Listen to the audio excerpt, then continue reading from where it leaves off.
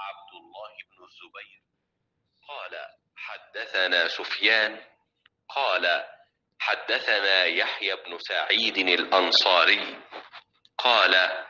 أخبرني محمد بن إبراهيم التيمي أنه سمع علقمة بن وقاص الليثي يقول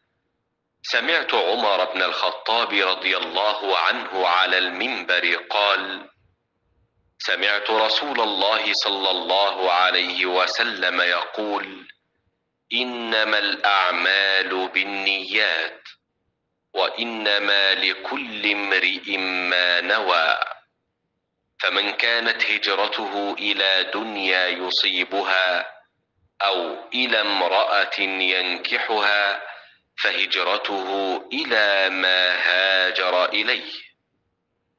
हुजूर अकरम सल्लल्लाहु अलैहि वसल्लम का इरशाद है,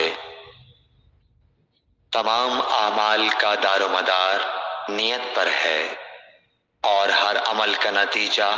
हर इंसान को उसकी नियत के मुताबिक ही मिलेगा। बस जिसकी हिजरत दौलत दुनिया हासिल करने के लिए हो